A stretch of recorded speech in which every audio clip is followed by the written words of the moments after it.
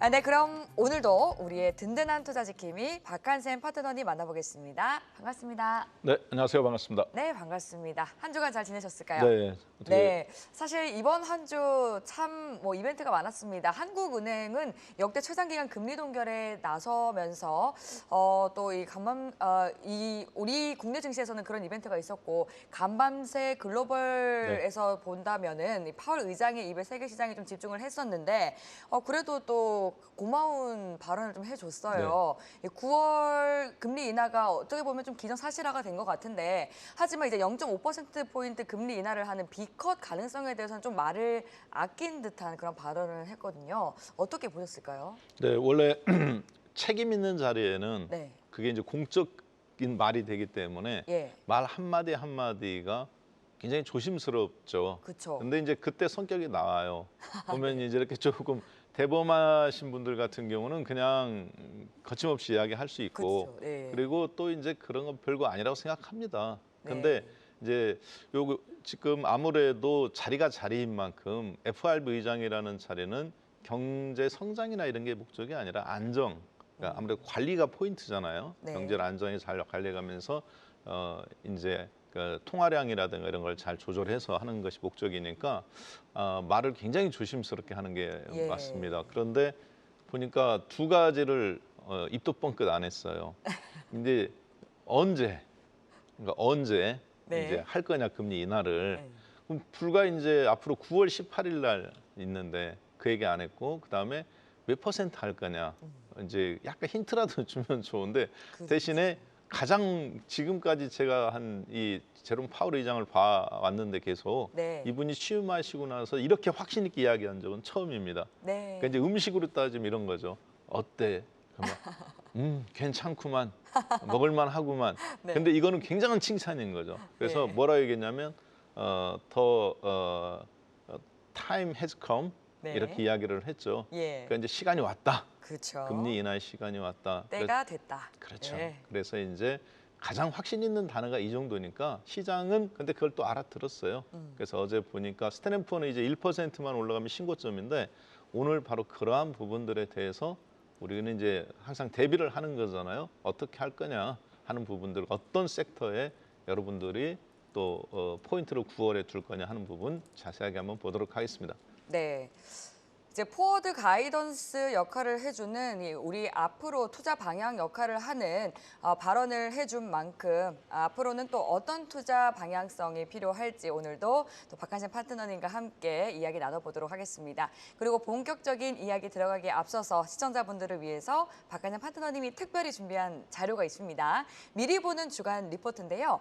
지금 바로 02-3490-4512번으로 전화를 하시면 무료로 받아보실 수 있으니까요.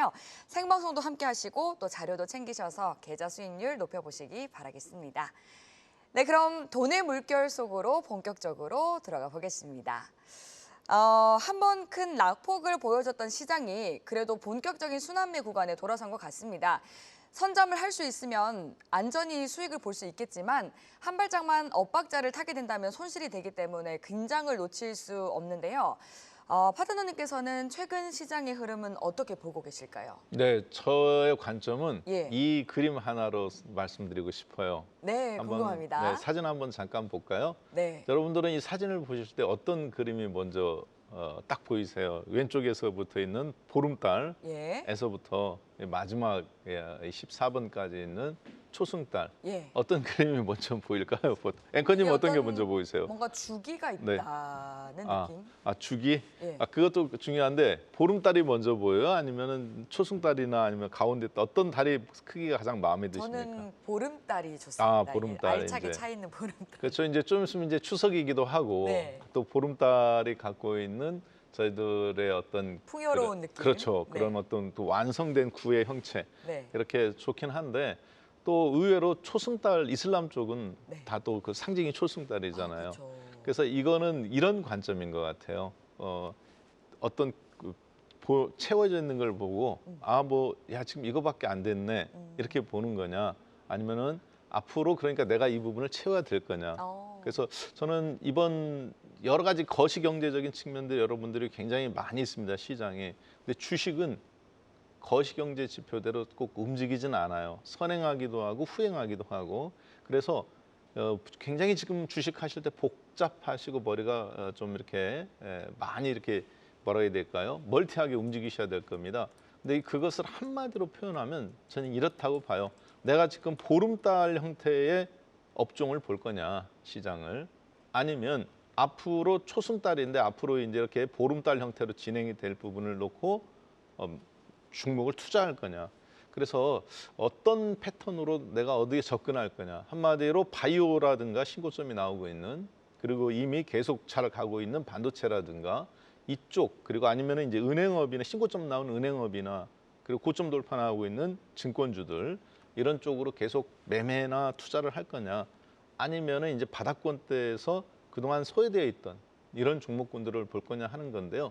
미국 시장도 최근에 우리가 방금 아까 말씀드렸던 잭슨홀 미팅이라든가, 그리고 또 이제 제롬 파월 의장의 금리 정책 발언들, 이런 것들을 봐가면서 금리를 인하한다는 것은 어차피 정해진 사실입니다. 그러니까 무슨 얘기냐면 저게 달이 떠 있다는 것은 정해져 있어요. 근데 그 달을 어떻게 해석할 거냐. 이제 그래서 보니까 금리 인하에 대한 기대감 속에서 반도체나 이런 것도 좋지만 최근에 나이키라든가 맥도날드라든가 그동안 종합주가지 나스닥 시장이 계속 상승하고 스탠앤푸어도 계속 상승하고 신고점이 나올 때 그동안 시장에서 계속 소외되어 있던 종목들이죠. 나이키, 맥도날드, 코카콜라, 뭐 홈디포, 이런 어떤 내수 소비재 관련주들, 고금리 정책에 이제 숨이 턱턱 막혀서 있던 종목군들이 이렇게 막 살아나고 있어요. 그래서 이런 부분들의 관점에서 봤을 때는 이런 종목들은 이제 미국형 초승달입니다.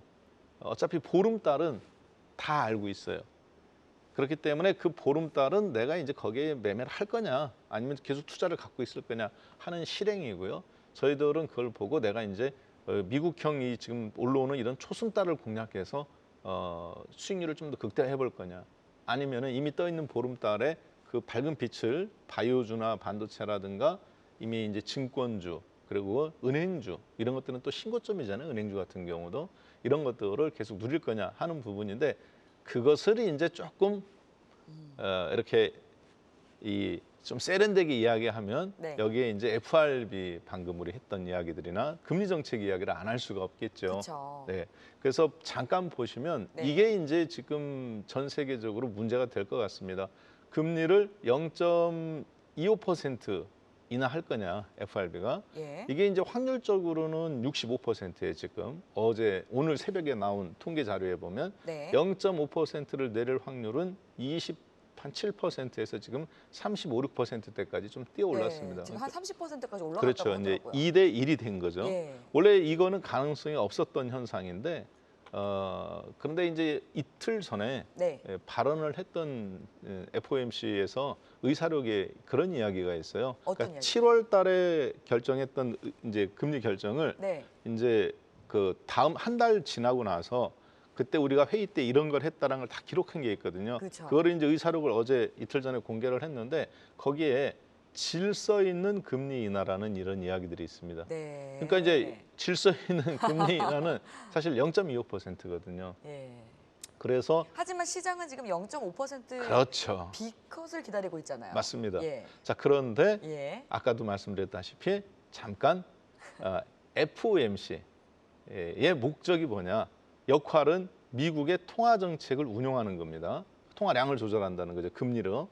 그다음에 시중은행을 감독과 규제를 한다는 거예요. 우리나라 금감원과 금감원법과 비슷한 거겠죠. 그러니까 미국 정부와 금융기관의 금융 서비스를 제공하는 것이 이들의 역할입니다. 그럼 목적은 뭘까요? 네, 이런 역할을 잘 수행해서 뭐를 목적으로 하느냐? 인플레이션을 안정화시키는 게 첫 번째 목적이고요. 방금 우리가 생각했던 것처럼 시장이 원하는 거, 우리가 원하는 건 내 계좌의 수익률이 올라가는 거죠. 주식이 올라가는 거. 네. 이거는 FRB의 목적이 아닙니다. 아. 이거는 재무부의 목적이에요.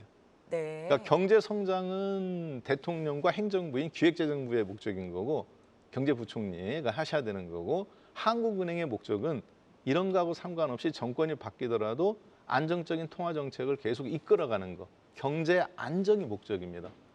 그러다 보니까 안정에 포커스를 두다 보니까 바로 이런 이야기를 이 선택을 저희들이 이제 지금 고민을 하는 거잖아요. 0.5를 내린다고 보고 지금 우리도 세게 반도체를 베팅을 할 거냐, 아니면 0.25를 놓고 보고 안정적으로 내리긴 내리되 안정적으로 보고 조금 덜 먹더라도 은행주나 증권주나 혹은 지주사 같은 형태로 우리가 갈 거냐.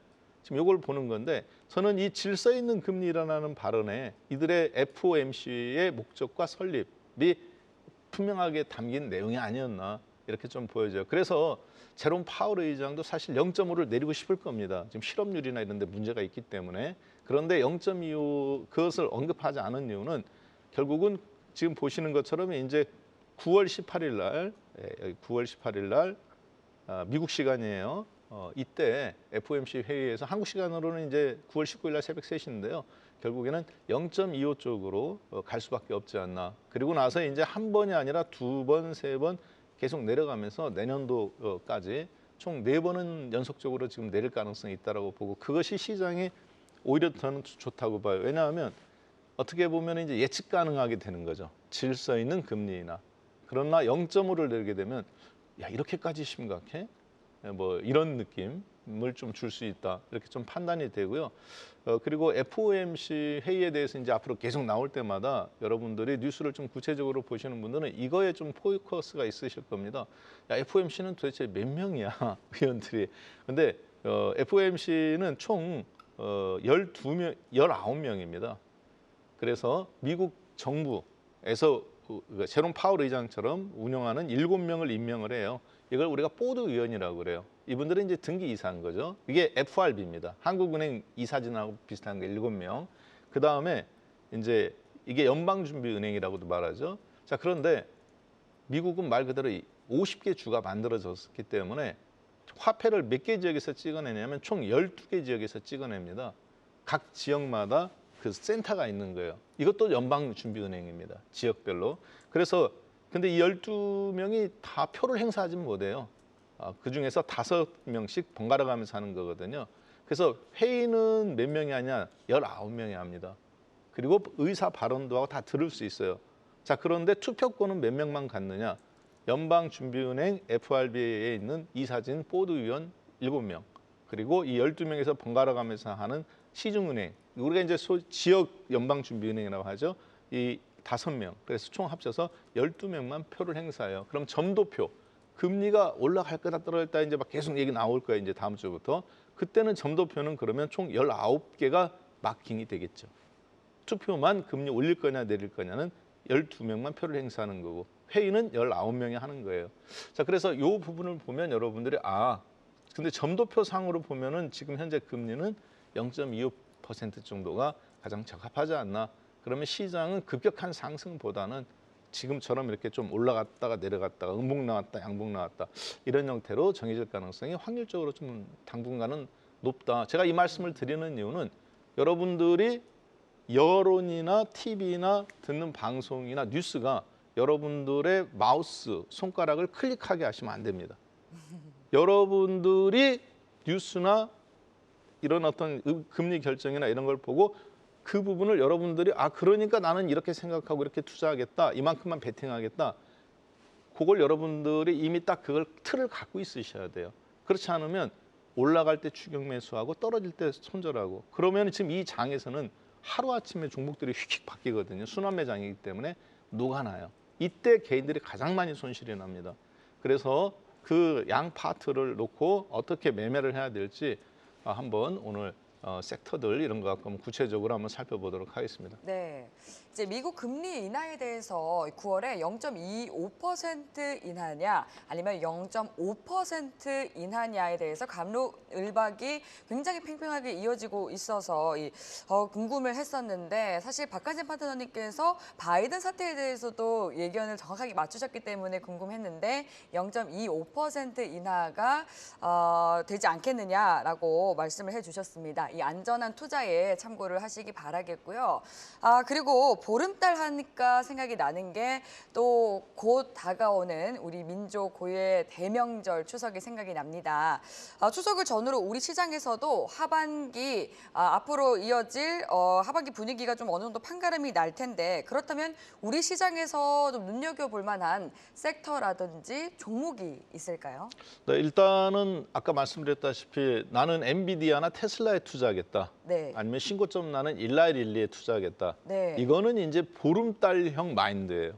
금리 인하 얘기 나오니까 근데 사실 간밤새는 또 조금 그렇죠. 오르긴 했거든요. 4%씩 올랐죠. 테슬라도 오르고 전날 이제 4% 빠지고 예. 다시 오는지 다 엔비디아도 그렇고 다 이렇게 원위치 시켰는데요.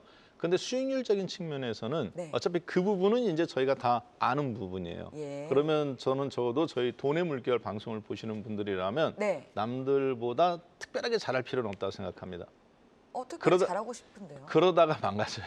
네. 그러다가 망가지고 너무 욕심을 그렇죠. 가지면 과욕이 부르는 그렇죠. 또 참사가 있기도 하죠. 대신에 다양한 시각을 수용할 수 있는 저는 예. 그런 수용성은 있어야 된다고 네, 보거든요. 네. 그렇다고 본다면 약간 반박자만 빠르면 돼요. 어, 그래서 아까 미국형 초승달들도 수익률 측면에서는 네. 엔비디아나 아니면 우리나라 하이닉스보다 괜찮거든요. 어, 지금 코카콜라도 신고점 나왔어요. 네. 맥도날드도 고점 돌파 나왔고. 그렇죠. 근데 심지어 나이키처럼 이렇게 계속 빠졌던 종목들, 이런 종목들도 바닥에서 지금 한 20~30%씩 올라왔단 말이에요. 그러니까 수익률 측면에서는 하이 리스크를 걸 필요가 없다는 얘기죠. 예. 이게 미국형 초승달이에요. 왜냐하면 금리를 내린다고 하니까 나이키, 코카콜라 그리고 월마트, 홈디포 다 소비하는 괜찮네요. 거죠. 30%가 어디예요? 그렇죠. 예. 그러니까 소비하는 것들이 이제 금리 내리니까 내가 이번에 조금 괜찮겠네 앞으로 2월급이면 이 정도 금리가 더 이상 안 올라만 가도 살 수 있겠다. 그러니까 지갑을 여는 거예요. 그러니까 미국형 소비주들은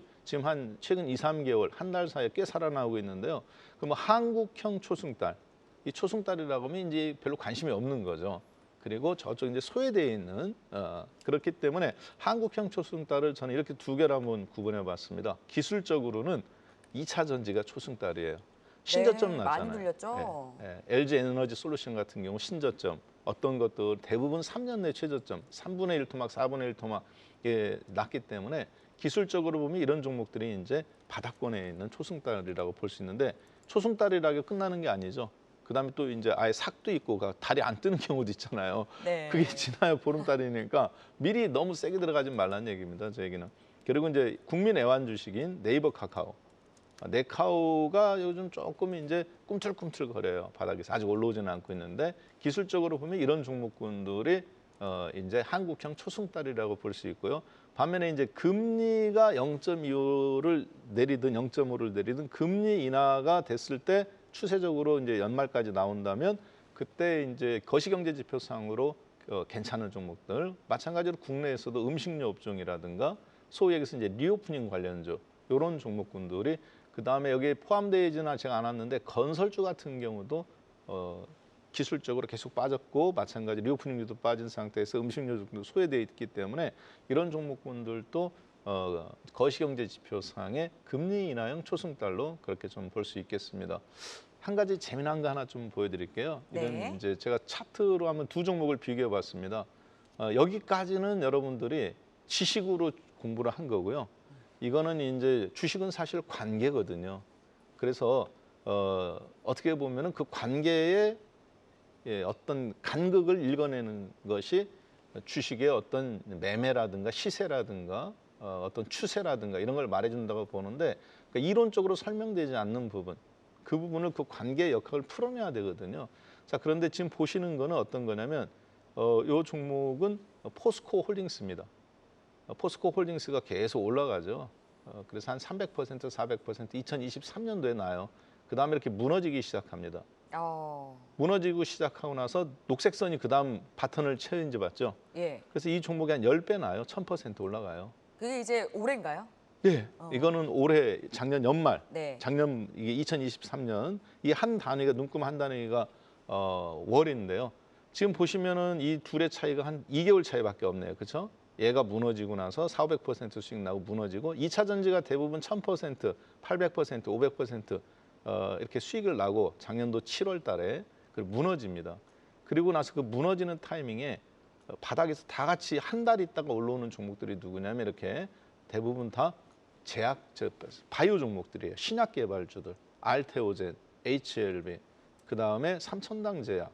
삼천당 제약이 가장 빨랐습니다. 이 앞에서. 그 다음에 이제 또 리가캠바이오, 예전에 레고캠바이오인데 이름 바꿨죠. 신약 개발주들. 실적은 안 좋은데 신약 개발에서 임상 2상이나 3상에서 미국 FRB 허가를 이미 몇 년 전부터 다 받아놓은 회사들, 기술 이전할 수 있는 회사들. 근데 이 종목들이 어때요 지금? 보름달이죠. 약간 흔들립니다.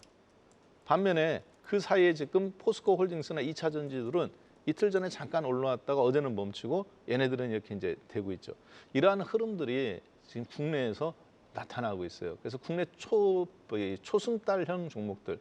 그래서 빨간색은 종합주가 지수인데요. 종합주가 지수가 올라갈 때 2차 전지가 같이 올라가죠.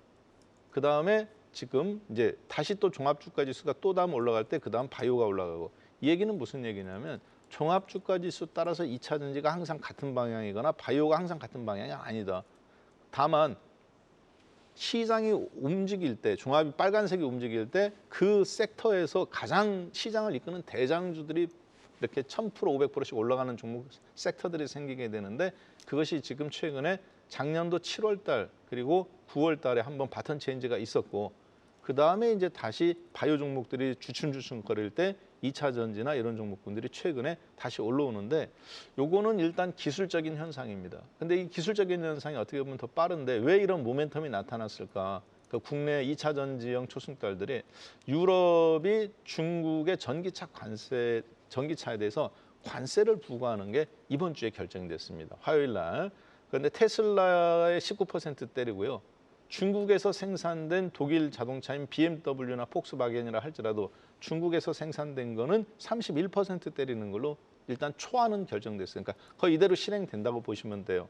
그 중국산 자동차 BYD 27%, 샹하이 자동차 46%, 즉 46%까지 관세를 최종 관세율을 때린다. 원래는 많이 때려봐야 한 25% 정도 예상했는데 테슬라는 19%는 호재라고 볼 수 있고요. 샹하이 자동차 46%는 굉장한 좀 악재라고 봐야 되겠죠. 중국 자동차한테는. 근데 이 왜 회사별로 요율이 다르냐? 메이드 인 중국이면 다 똑같이 때릴 줄 알았더니 이거는 보조금을 많이 받을수록 중국 정부로부터 때리는 거예요. 그러니까 자동차라기보다는 배터리에 대해서 중국산 배터리 보조금을 많이 받는 회사에 대해서 때린다. 그래서 결국에는 중국산 배터리가 보조금 많이 받고 장착된 자동차는 유럽 시장에서 앞으로 미국하고 똑같이 IRA 법안처럼 네거티브를 주는 거죠. IRA 법안은 배터리한테 보조금을 줬는데 중국한테는 안 줬죠. 중국 배터리한테는. 유럽은 보조금은 안 주되 관세는 때리는 정책입니다. 이러한 정책은 장기적으로 봤을 때 유럽형 IRA라고 보여지고요. 국내 배터리 업체들, 특히 LG 에너지 솔루션이나 SK 그리고 삼성 SDI 이런 회사들한테는 이미 50% 이상 시장 점유율을 하고 있는 중국과 경쟁하는 데 있어서 약간 시간은 좀 벌지 않았나 그렇게 판단이 됩니다. 그래서 이러한 부분들이 우리나라 배터리 업체 및 미국 자동차 회사한테는 유리하고 판단됩니다. 그래서 이번 어떤 이러한 정책들로 봤을 때 국내에서는 저희들한테는 박스권 장세라고 생각을 하고 여러분들이 반도체 바이오 보름달에서 2차 전지라든가 네이버 카카오 이런 종목군들이 바닥권에서 지금 9월 달에 약간 아직까지는 초승달이지만 수익률 측면에서는 긍정적으로 그렇게 보시면 되겠습니다.